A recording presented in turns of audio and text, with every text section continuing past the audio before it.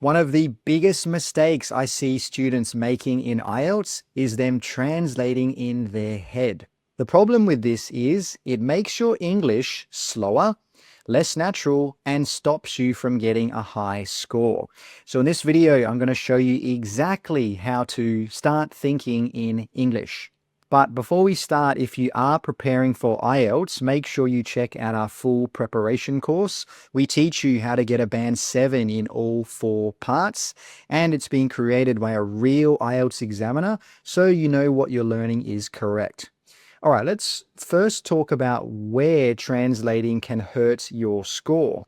Let's start off with speaking. The first issue is that if you're thinking in your head, you're going to have hesitation. That means you're going to have times when you have to stop and think, and you might not be able to make full sentences naturally. This is going to lower your fluency and coherence score, because if you want a band 7 or higher, you cannot have a lot of hesitations.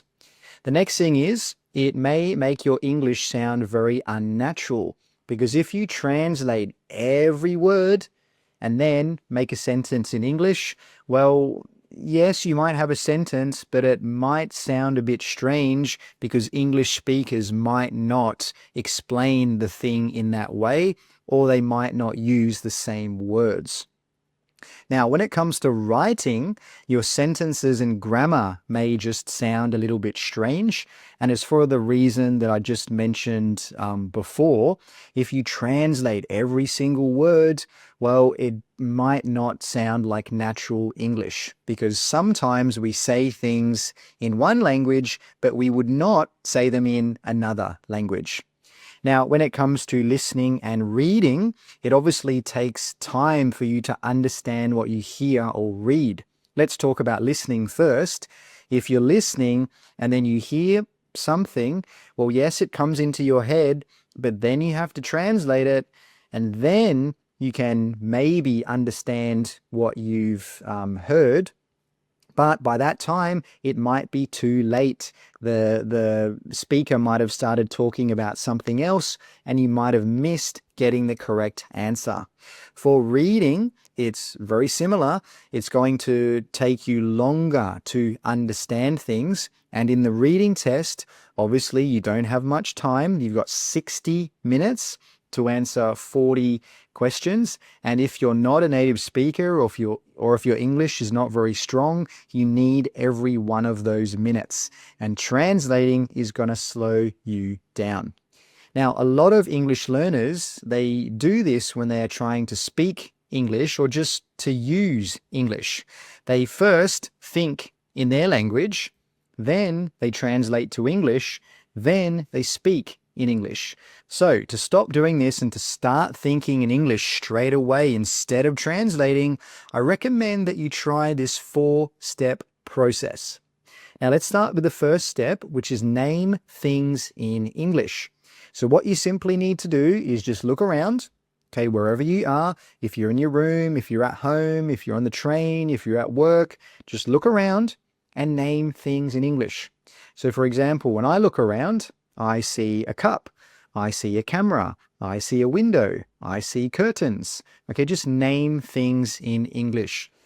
Now, there's no need to start making sentences yet, because this is just the first step. You need to train yourself to look around and have English come into your head, not your first language. Okay, so try not to think in your language.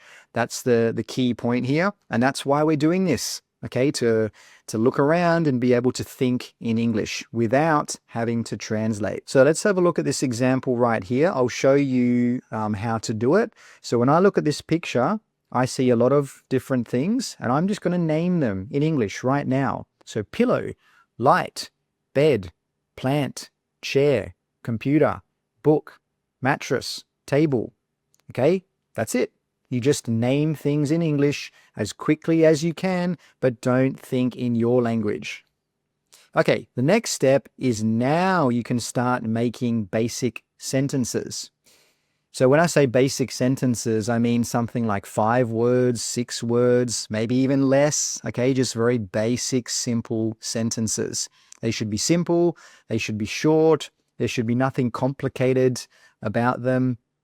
And the important thing is they should be correct. Okay? Being correct is more important than making complex sentences right now. Because, let's pretend you start to think in English, but you keep making wrong sentences. Well, that doesn't really help you. Okay? You need to make sure you're doing things correctly from the very start. So if you make a sentence, like, there is a cup on the table, make sure it's correct. Okay, check with ChatGPT, check with someone, make sure you're making correct sentences, because if you're not, it's going to be really hard to get out of that bad habit of making incorrect sentences. Okay, so make sure they are correct. Now, let me show you how I would do this picture right here if I had to make a few basic sentences. The first thing I'd say is there is a woman. Okay, very, very simple. 4 words. There is a woman. She has black hair. She is using a knife. She is wearing an apron. She is in the kitchen. There are many vegetables. It looks like a big kitchen. I see some pasta. And then, you just keep going on like this, making basic sentences. And as you just heard, they're not long, they're not complex, okay, just very, very basic sentences. Now, the next thing we can do is start to make longer sentences and add reasons or details. So this is where we start to make our sentences longer, and we can just keep it simple. We can just use basic words like because and. It doesn't have to be complex, okay? It doesn't have to be 20 words, 30 words. You don't have to use complex clauses or this or that, okay? Just keep it very, very simple. So again, let me show you. Let's make some longer sentences. So I could say something like, there are 4 people in the room. And normally I'd stop there, but let's make it longer. So I could say there are 4 people in the room talking about something important. There are 3 women and 1 man. It looks like the woman on the left is very happy because maybe someone told a joke. There are some folders on the shelves and maybe they have a lot of information in there. I can see quite a few pens on the table, and these might be used for writing notes. So you can see now I'm making longer sentences, but they're still basic. Okay, I'm making sentences and then I'm just saying and or because. Okay, I'm making slightly longer sentences. And finally, going to the last step is make full paragraphs or answer questions. And when I say answer questions, I'm talking about IELTS questions or just other questions that people ask you in your day-to-day life. So when you do this, try to tell stories, try to explain things. Don't just give one-word answers or one-sentence answers. Try to explain things. Try to make your paragraphs really full, complete. Give a lot of information. Talk about why. Give an effect. Talk about a comparison, okay? Give a lot of information. And remember, no stopping, okay? Because you're teaching yourself to think in English and you're teaching yourself to speak quickly without having to stop and pause to think about what to say. And remember, think in English. Do not translate, okay? Try your best not to let your language come into your head. So when you're doing this, you can describe, you can explain things, you can answer questions. It's really up to you, but just try to give longer, fuller answers. So let's have a look at this picture here, and I'll show you what I mean.